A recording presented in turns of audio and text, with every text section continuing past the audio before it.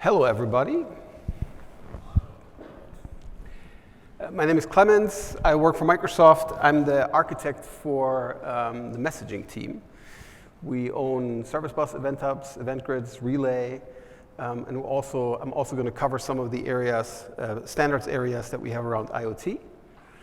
And this talk is about telling you what we do in terms of products, what our services are, briefly. And then the bulk of this talk is going to be about patterns in messaging and how you use things. And then I'm going to talk for the majority of the talk about protocols. So I'm going to give you a little crash course in HTTP, HTTP2, HTTP3, GRPC, AMQP, MQTT, CloudEvents, and we only have an hour and I have 45 slides, so let's go. So, messaging services, patterns and protocol characteristics, messaging protocol standards. I'll talk about encoding standards, but only on one slide. And then I'll get to the abstraction standards, specifically to CloudEvents, and then also the current work we're doing in the CloudEvents project. The services that we have are in the Azure cloud are Event Grid, Service Bus, and Event Hubs. And there will be 2 deep dive sessions, one tomorrow about Service Bus and one about Event Hubs. Deep dive means I'm not necessarily going to show you how to use the thing, but really how we actually operate those services, cluster management, etc. So that's tomorrow. So today I'm just going to give you a brief overview of what they do and why we have 3 or 4 things, because they do slightly different. They have slightly different functions. Event Grid is a push-push router, where you take events and move them to parties that want to go and receive those events. Service Bus is a push-pull queue router, where you're passing jobs to parties which want to go and process those jobs. And Event Hubs is a service which captures telemetry data, organizes it, and then makes it available for consumption. There are customers who are trying to make a choice of which of these services to use, and the right choice is to use all 3 of them. So they're not exclusive choices. The idea is that they are a family and they're all to be used together, and we're making that also possible through standardization, and that's also one of the parts, the topics of this talk. Okay, so Service Bus first. What does Service Bus do? What does a queue do? Service Bus is there for queues for assignment of work with load-aware balancing. What that means is you put a message into a queue, and then a consumer will go and take that message and will take exclusive ownership of that message while it's being processed. Nobody else can get to it. So the idea with a queue is that exclusive ownership. And then also you have a particular order, but that order is actually secondary. The fact that you have exclusive ownership while you're working on a job, and that even when there are 100 competing parties looking all at the same queue, that it's clear that only one of those parties gets any one message. That's important. What it will also do is it helps with load balancing, because it has a length, and that length can be observed, and then you can go and grow or shrink the number of consumers you have on it. Service Bus also has topics which allow you to route data. So you send message into a topic, and then you have multiple subscriptions on that topic, and each of those subscriptions itself is a queue. So you have effectively the queue characteristics, but you can go and route, and you can go and send effectively jobs or information to different parties, and you can do so using filters. That is the 2-minute crash course in terms of Service Bus. It's for jobs processing. We'll get to jobs and patterns. We'll get to that later in more detail. Event Hubs is the service that is there to, as I say, catch rain, meaning you have tons of telemetry that comes out of some system, and you want to go and take that telemetry and ingest it into the cloud for processing of any sort. Very often, there's some analytics pipeline that sits at the back of it and processes that data. An Event Hub starts at 1 throughput unit, as we call it, 1 megabyte per second, as throughput. The biggest event hub that we run for an external customer today does 3.5 gigabytes per second. So they are for small and large workloads. Overall, in these messaging services, we do 7 trillion requests per day across event hubs and service bus, and event hubs is the largest of those. Event Grid is effectively part of the Azure platform in many places. Like if you want to understand that there is a new file that has been created in the Blob Store account, you can subscribe to an event, and that event is being raised through Event Grid. But you can also create your own Event Grid custom topics. What that helps you with is if you write an application and the application wants to call a webhook, for instance, it wants to create an extensibility point.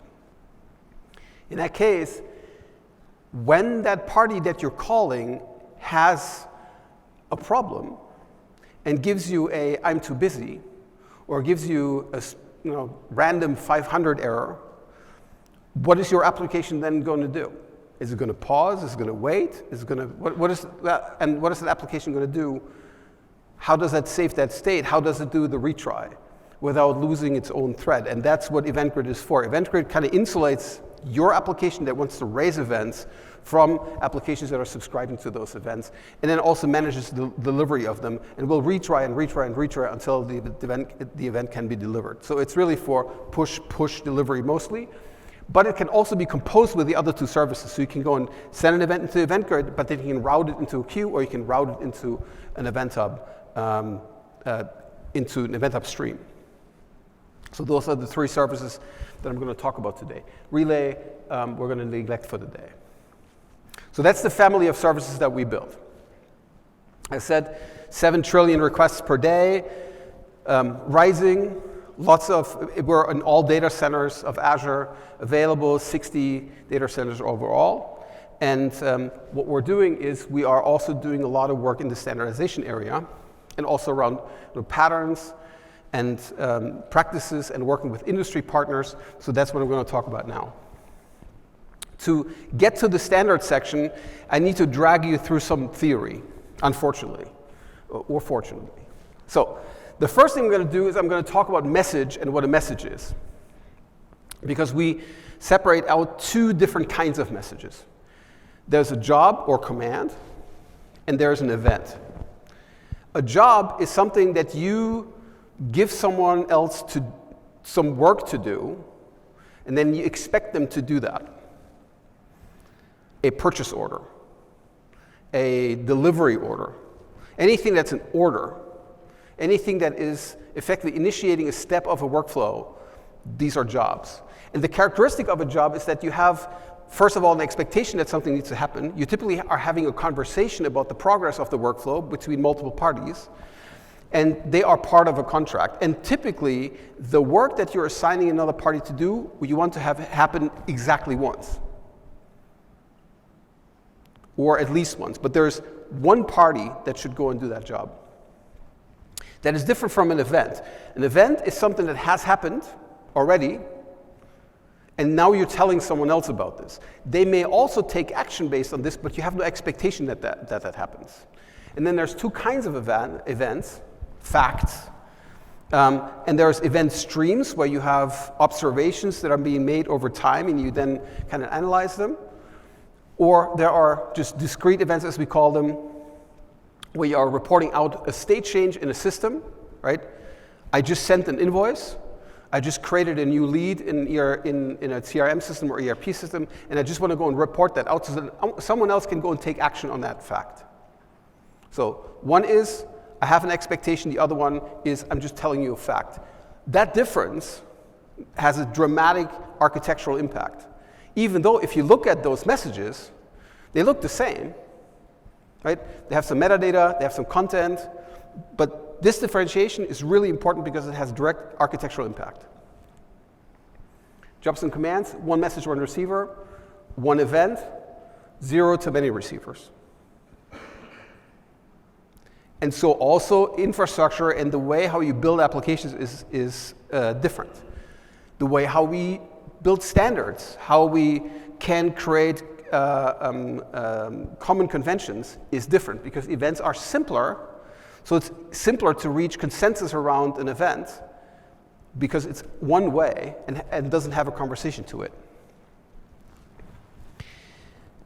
Events, specifically, here's the difference kind of between event streams and discrete events.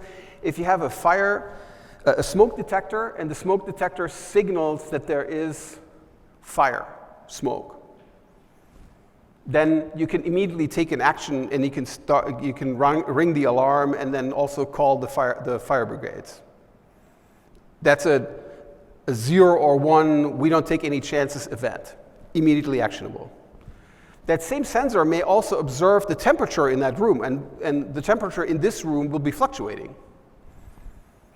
It goes to whatever, it's pretty cold here likely, 66, 67, 66, 65, 68. And if you want to go and control the HVAC system in this room based on that information, you will never go and take a point observation and act on it. You will always go and try to calculate an average, smooth the curve out, and if it crosses the threshold, then you have detected the signal, and that signal is now actionable. So that raises a derivative event, effectively, that you want to go in action. So all the analytics engines, what they do is they go and create aggregates over a stream, and then that aggregate will be observed, and then from there, action may be started. But the aggregation, again, has architectural impact.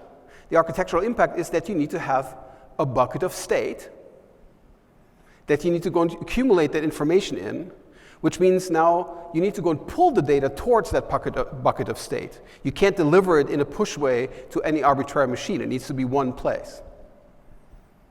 So event streams, again, are different from discrete events in terms of how you look at them in terms of architecture.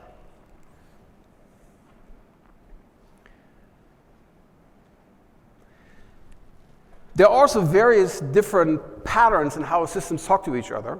The typical one that we think about is HTTP, right? That is what everybody knows. And that is a source and a target talking to each other. One message is sent and one message is returned. But there are also other flows. There's a unidirectional push. That's what I just talked about with EventGrid. And then there's a unidirectional pull where you're actually soliciting the data. And you're pulling it because you're pulling towards the state that you are accumulating. So you have a source of information and you're pulling that information towards you because you are trying to aggregate multiple data.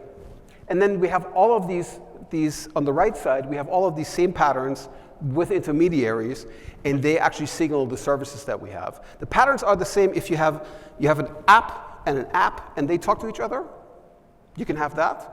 Or you can have an app and an app that are intermediated by a layer of middleware, and that is a message broker, an event broker, and all those things. And that isolation layer obviously decouples your applications from each other. The lifetime, the uptime is no longer dependent from the other party, but it's from the higher availability of the broker that sits in the middle. And then there's a ton of one-to-end patterns. If you have something that is a fact and not a job, then of course a fact never changes. Right? Once you've recorded a fact, that fact will be true forever.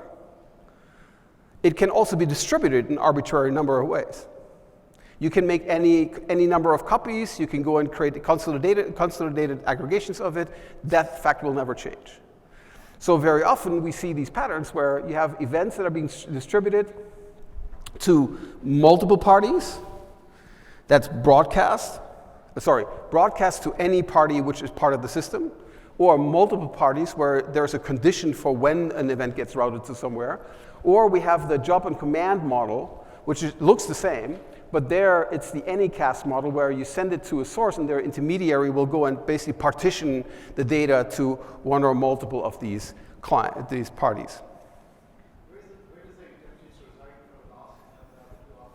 So where does the intelligence, so the question is, where does the intelligence reside for these options? It sits inside the broker.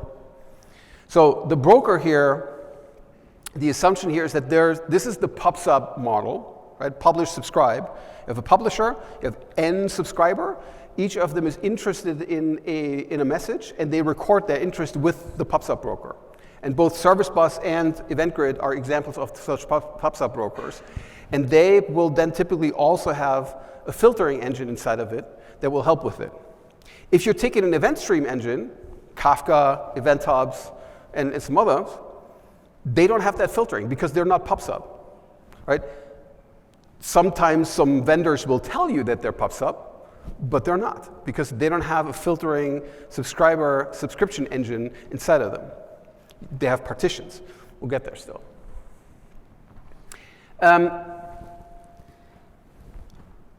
What's motivating a lot of the standardization work that we do is that events, when they're raised, often take a journey through a system. There's something that happens kind of on the other side of the world, if you will, from the backend scene. So there may be a device that has the CO ppm is over the threshold, carbon monoxide. An advertisement gets clicked somewhere, or a package is being scanned. And these are events that are being raised, and then they're being propagated, but they're taking a route through a system through multiple hubs. Right? They arrive probably in an event hub, or they arrive somewhere on an IoT hub, and from there they're being routed into multiple subsystems. They may be routed into stream analytics to be aggregated and to be then visualized in an aggregate on a dashboard in real time. At the same time, that same event may then go to an Azure function, may be transformed, may then go and trigger something in a logic app, or may be transferred into another system for some other analytics task. Multiple things happen at the same time.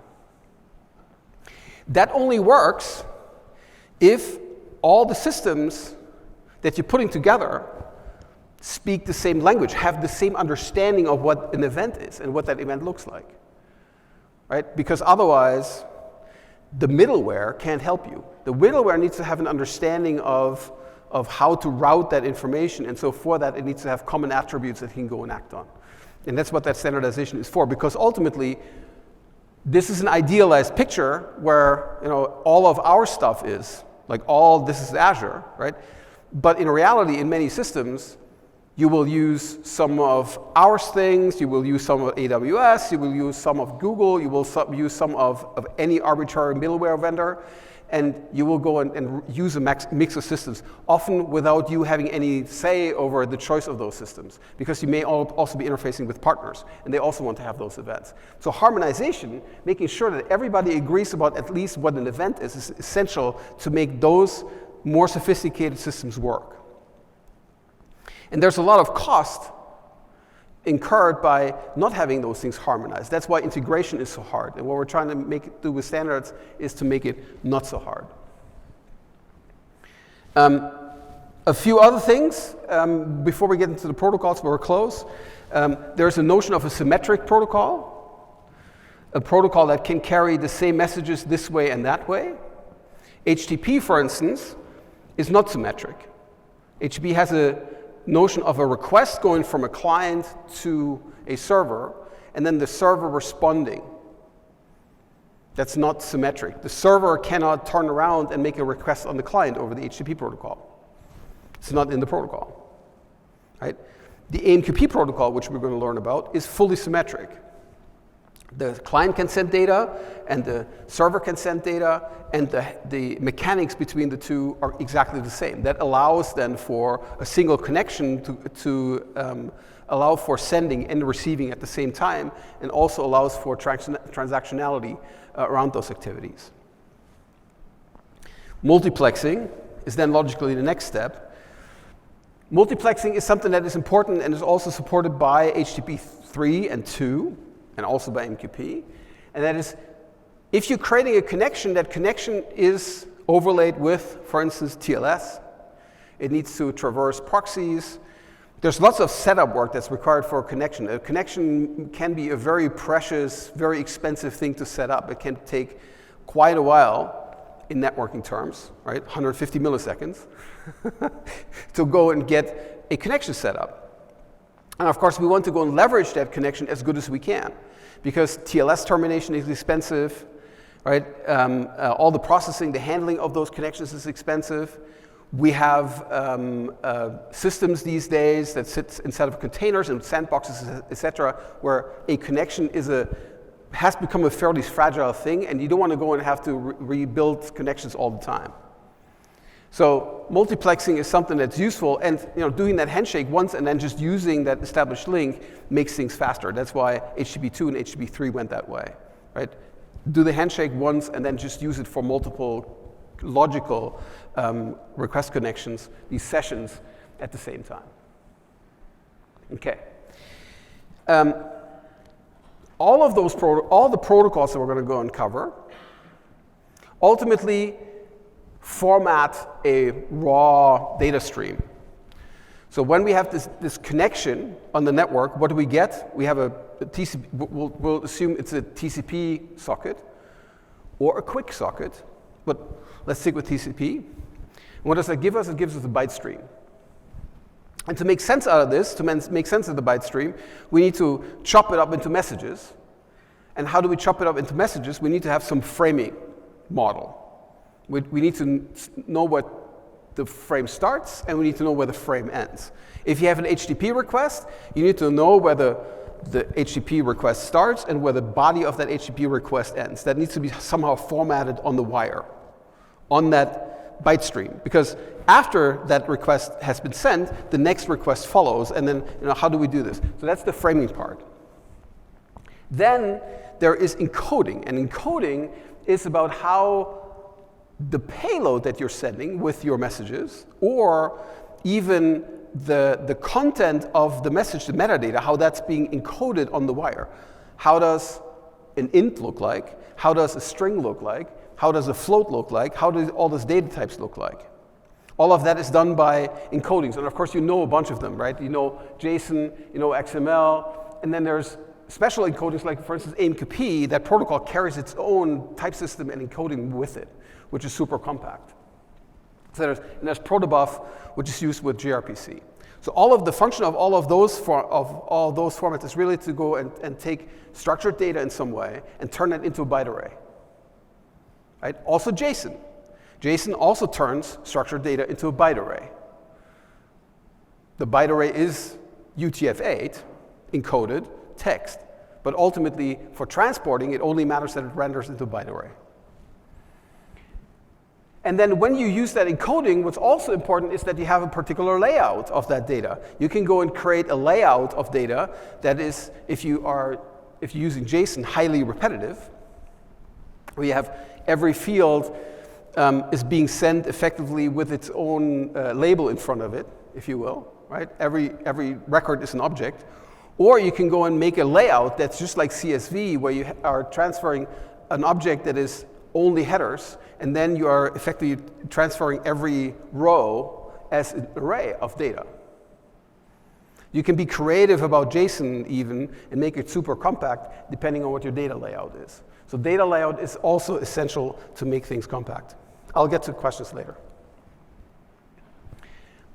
In that message, you have then also, like the top section of that message is metadata. And the metadata and the data are different. Again, that's true for most of the protocols, most of those systems, that the metadata is well known and the broker is allowed to see it. The middleware is allowed to see it. In HTTP, the HTTP headers are allowed by the infrastructure to be seen. An HTTP proxy knows about them. Right? The HTTP server knows about them. ASP.NET knows about them. All of those infrastructures know about the top section of the headers. The same is true for AMQP, the same is true for MQTT, the same is true for all those other protocols. The metadata is well known, and some of those things are protocol defined, and some of those is information that describes what's in the payload, and some of that information is what the user, what the application then wants to go and communicate with each other on both ends. But it's information that kind of sits on the outer side of the envelope, if you will. So if you're getting to just explain that envelope analogy, you get we don't get envelope anymore, but everybody gets packages, right? So when you get a package at home, outside on the package is a sticker and probably some other annotations. And that's all the metadata that helps the postal system or your logistics provider to go and get the package from A to B. And then what's inside the package is completely opaque, right? The logistics provider doesn't get to see what's inside of it. It's in that box. That's the same thing here. So that metadata is the outside of that package. That is what that is for. It informs the middleware that how to handle that information, how to handle the message. All right, and then there are also some assurances that you can make with a protocol. There are protocols which are able to recover a transfer from a broken connection.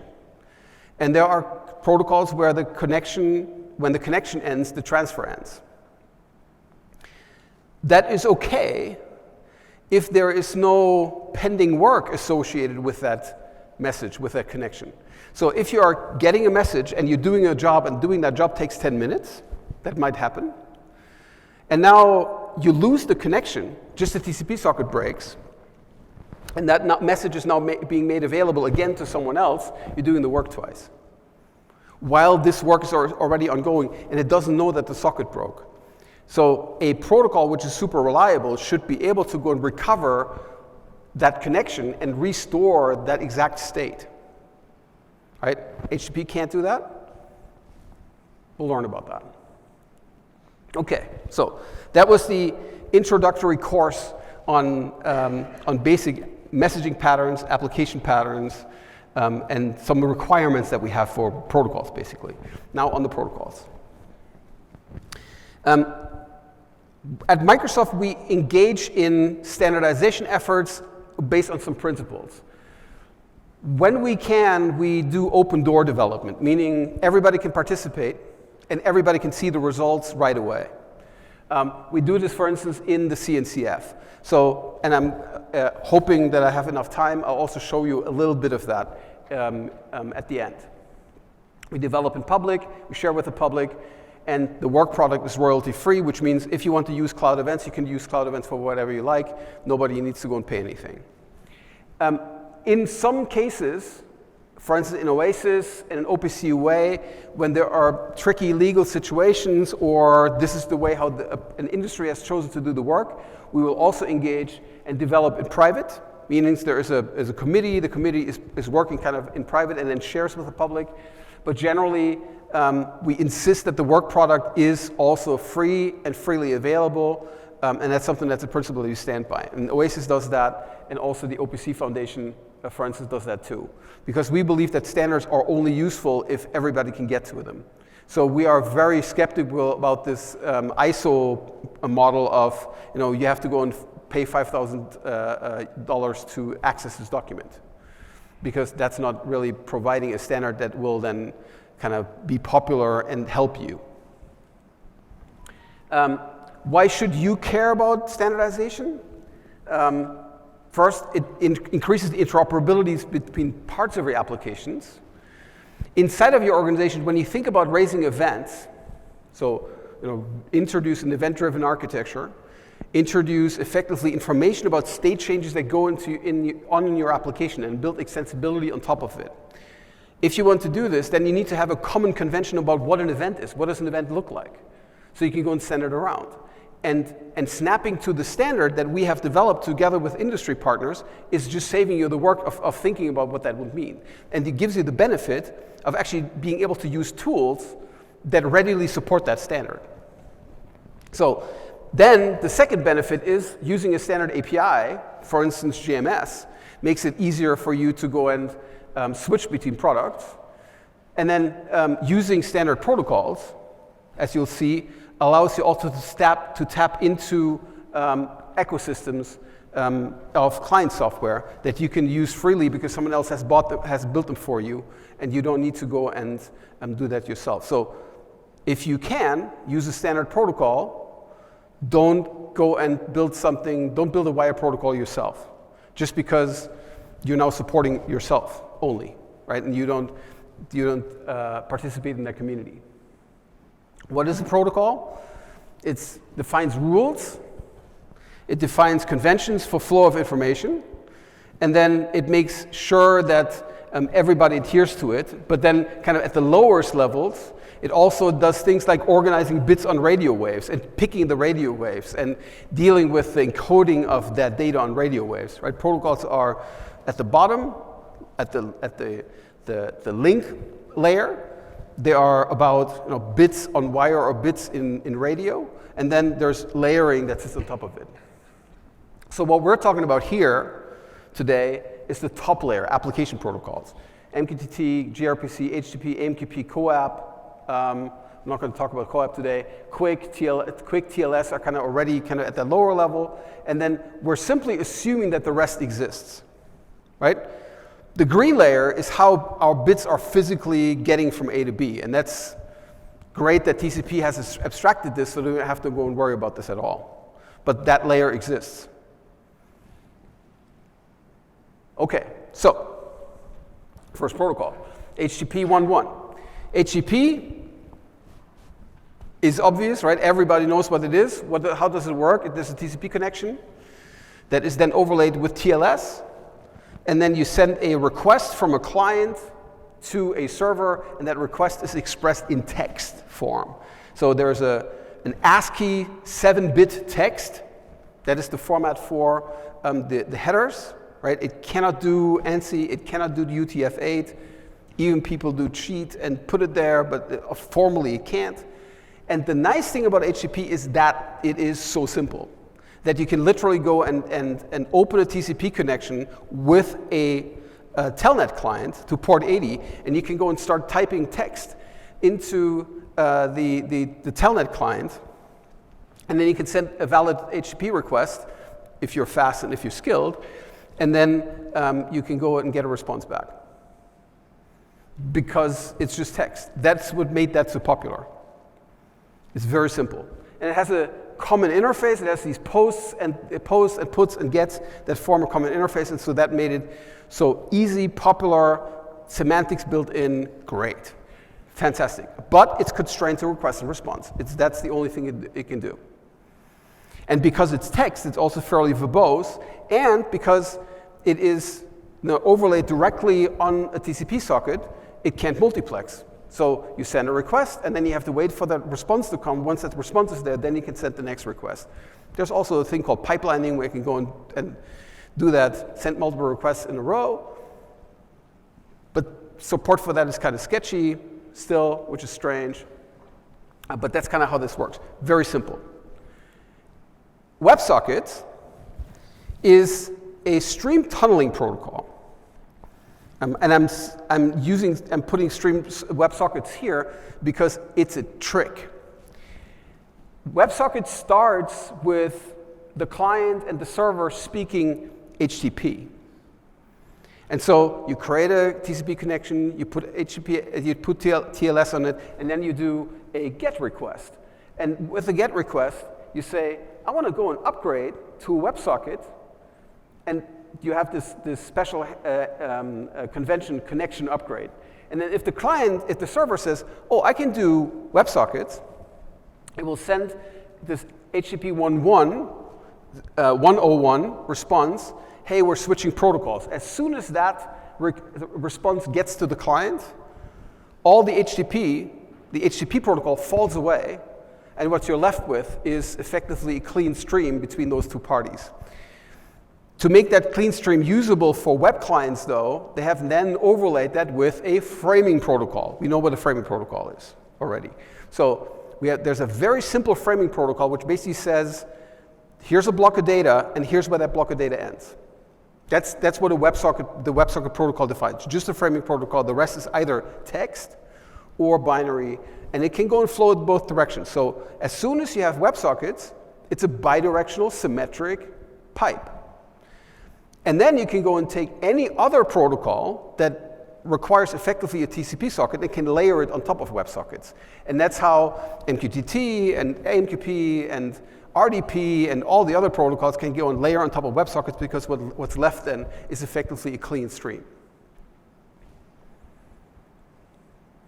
HTTP2. HTTP2 retains the semantics of HTTP. So it still GET requests, still has URLs, still has headers, and still has all of that. But it's no longer a text protocol, it's a binary protocol. So with HTTP2, what they did is they created a binary version effectively of that simple text protocol, super compact, and also introduced multiplexing. So with HTTP2, you create the connection and then you overlay that basically with HTTP2, and that creates multiple streams. And over each of these streams, you can now go and send a distinct HTTP request and get an HTTP response. So for instance, if you're hitting a web page with HTTP2, it will make one connection, but then it will fire 6, 10, 15 requests at the same time through that same channel to that server. And the server will go and execute all those requests in parallel, and will, as they are done, will go and fire the responses back over that HTTP2 channel. And the HTTP2 protocol will then, the multiplexing, will not go and translate full messages, but will chop them up and then transfer them in this chopped way. From the outside, it still looks completely normal like HTTP. HTTP and gRPC, by the way, just lost the slide. gRPC layers on top of HTTP2. So it's using that mechanism. HTTP3 is exactly, almost, like HTTP2, multiplexed, and also binary, and preserves the same HTTP semantics, but it rides on top of QUIC. QUIC is a protocol that's different from TCP. It's actually riding on top of UDP, UDP port 443, and that is a protocol that was initially developed by Google that has the characteristic of having much higher throughput and much lower handshake times, and it has TLS built in. So the handshake time of QUIC is dramatically faster than that of TCP. And HTTP is fused effectively with the QUIC protocol, and it's using the stream capabilities, the multiplexing stream capabilities of it. So HTTP3, again, looks like HTTP, functions like HTTP, but at the bottom is really a UDP stream, which means that in lots of firewall scenarios, HTTP3 just doesn't work. So a client will usually be dual, means it will try HTTP3 first if it knows it, and then it will fall back to HTTP2. Okay. So MQTT. MQTT is the first non-request response protocol that we're talking about. So far, it's all been about requests and responses that come back, right? And this is true for all the variations of HTTP because the semantics are all the same. MQTT is a protocol that is for that has been built by IBM originally as a companion protocol for their IBM MQ broker. And the goal here was to be able to take industrial devices and attach them to that broker so that they can go and send telemetry. So the original name is the IBM MQ Telemetry Transfer Protocol. That's what MQTT actually means. It no longer means that, but that's what the original meaning is. And it's super compact. It only takes the smallest possible theoretical messages, 7 bytes on the wire, so it's super, super small, right? Factually, it's such that the padding for an for a TLS frame is already 32 bytes. So whatever you can do there doesn't matter. Like from a size perspective, it's going to be padded up with nulls, but you can make it super compact. And it's very easy to implement, meaning you can go and write an MQTT client very easily on a tiny, tiny little MCU-based device, and that was the goal here, right? So the way how this functions is that you create an create a TCP connection. You can optionally also overlap with WebSockets, and then you send a publish request to a topic path. I say /a here just to make it clear that it's a topic path, but really you shouldn't use the / in front. So let's say we publish to a topic named A. Now everybody who's interested in these messages from on that topic A can now go and subscribe to that topic A and then gets the events published to them. So it's a free-form, effectively graph you can send to A/B/C, right? Device /1/sensor/temperature, for instance. You go and publish the data there, and then everybody who is interested in that information can go and subscribe on that same broker and will get that message. You can also subscribe to a wildcard. You can subscribe to device/plus, that's the wildcard, /sensor/temperature.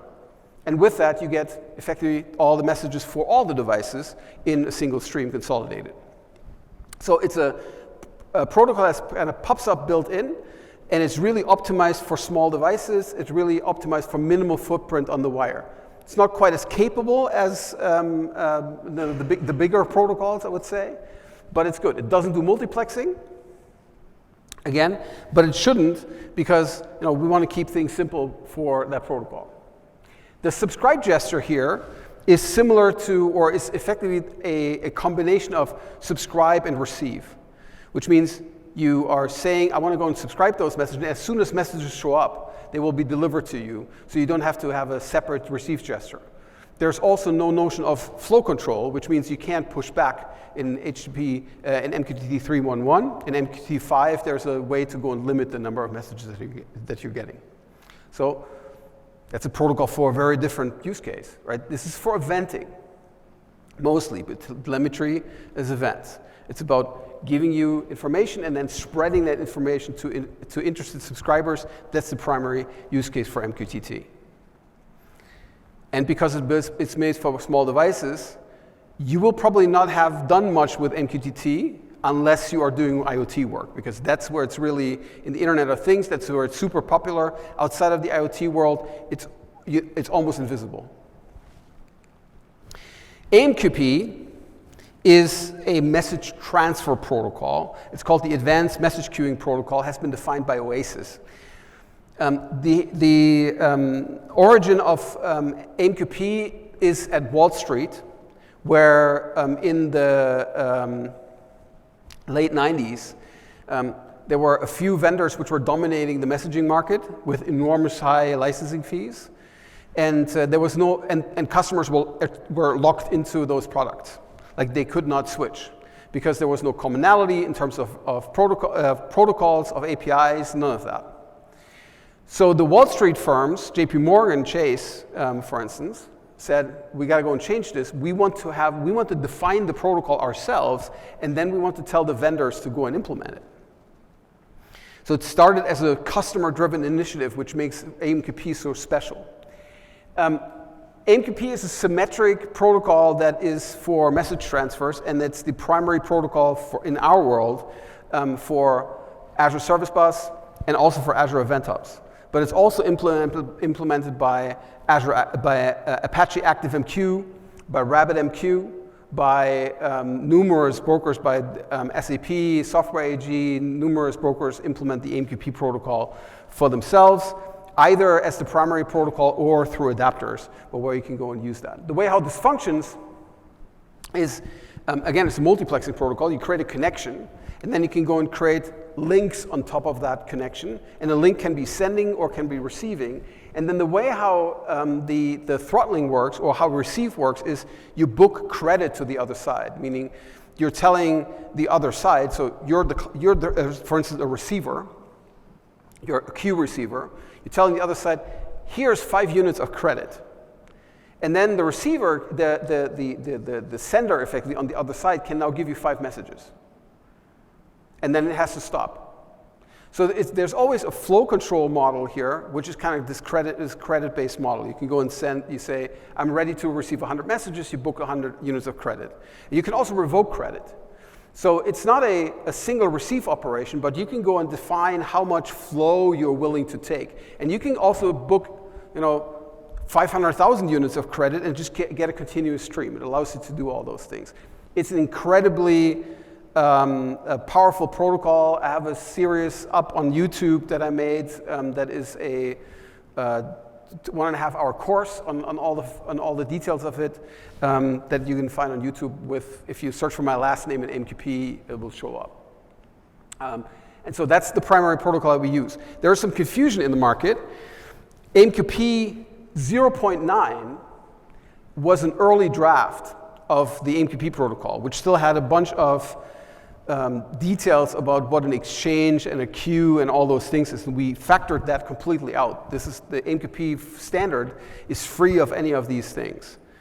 But the RabbitMQ team stuck to the AMQP 0.9 version, 0.9 version of the protocol, and then developed that further. That is not the standard. And in messaging circles, we call this the RabbitMQ protocol now, because it's not AMQP.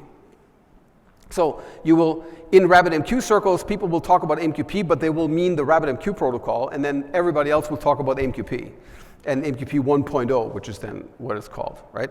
So that's the primary message passing protocol. The great thing about using something like AMQP is that if you are working with an AMQP broker, may that be ActiveMQ, may that be Service Bus, may that be Apache Cupid, is that all those clients will work with all those brokers. So you can write an application that takes any of these clients, and then it will work against all those brokers because they speak the same language on the wire. And that's actually what we do. We take these stacks, we take the Cupid Proton J, for instance, the Apache Cupid Proton J, the Java stack. That is what we base our SDKs on for Java. So the Service Bus SDK and the Event Hubs SDK that speak AMQP use the Apache Cupid Proton J project. We're also contributing back to that. The AMQP clients for IoT Hub are using the Azure Micro AMQP C stack, which we built and then shared. And then, for instance, the official SDK for the Red Hat AMQ broker, which is then built on top of Apache ActiveMQ, their .NET clients are built on the .NET clients that we built for our services. So we just trade those stacks, and so we reduce the quality goes up and reduce the work that is required for everybody, and so we share them effectively in the community. That's the advantage of standards, is that everybody can use the same thing. Kafka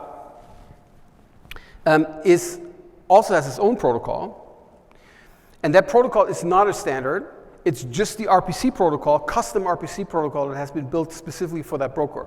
And that protocol is completely controlled by the Apache Kafka project. And neither the framing nor the encoding nor none of it is usable with any other project. The Apache Pulsar project built something similar to Kafka.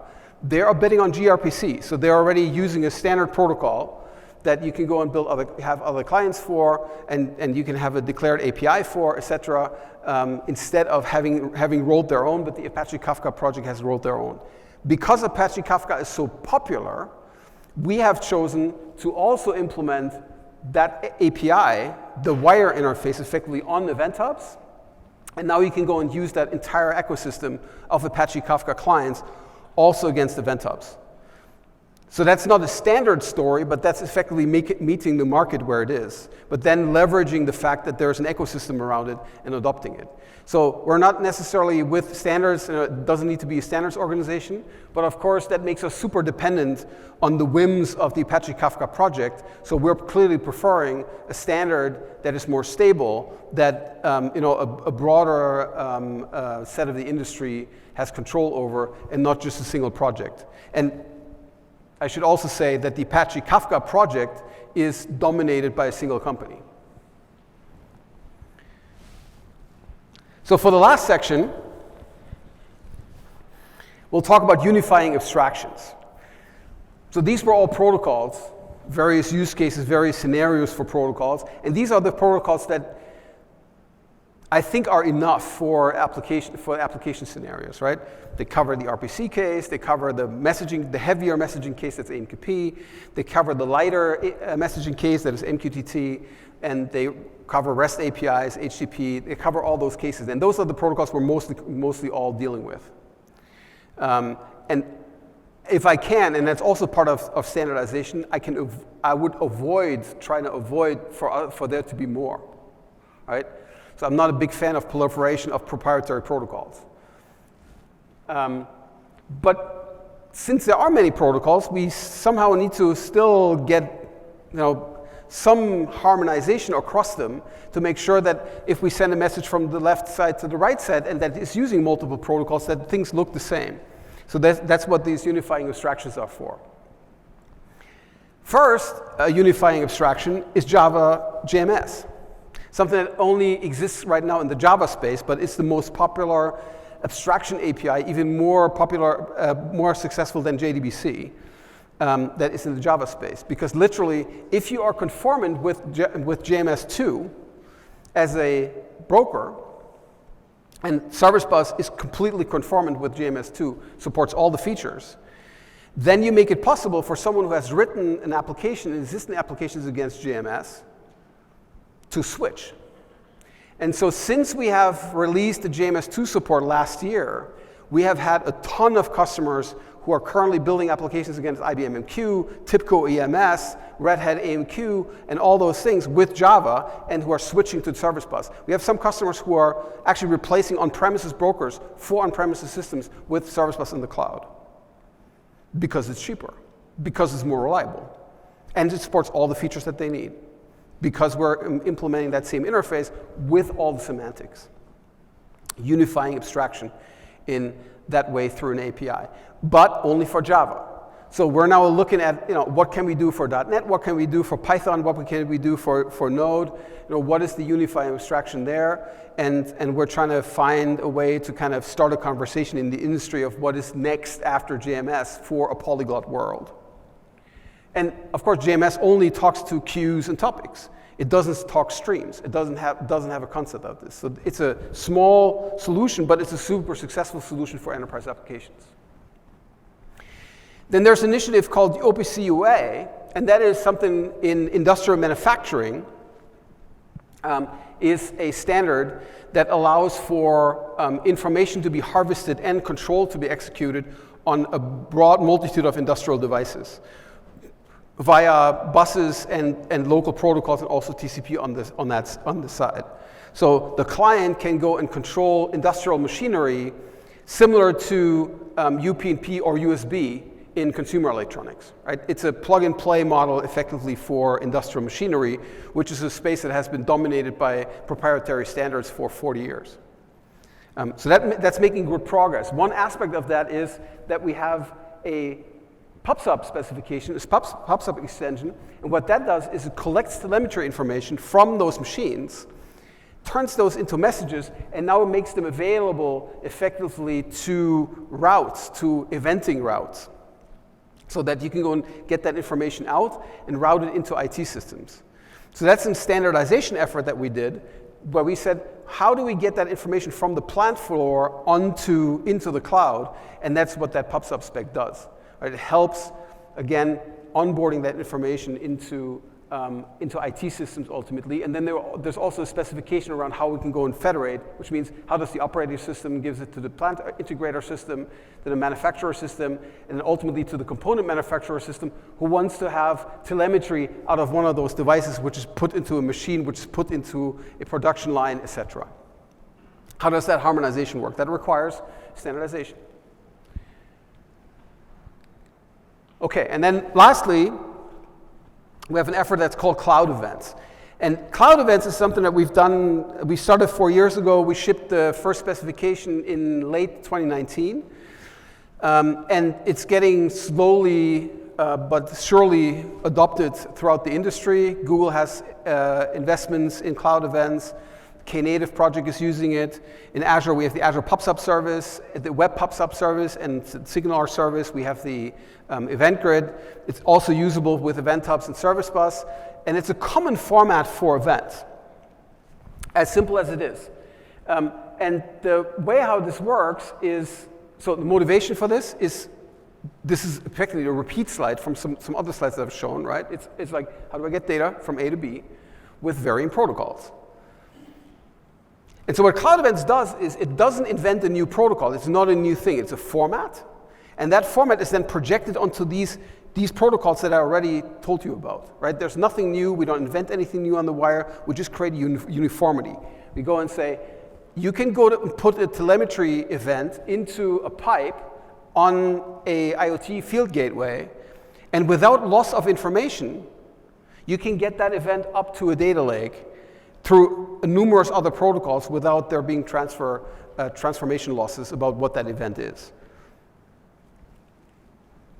The way how we did this is that we have defined what a cloud event is. There are common context attributes, ID, time, source, subject, type,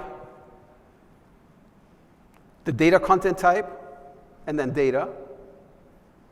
That's effectively what makes up the event. There has been long discussions about what that needs to be, but that's where we landed. You can go and create your own attributes if you want to, and add this to the event, so it's universally extensible.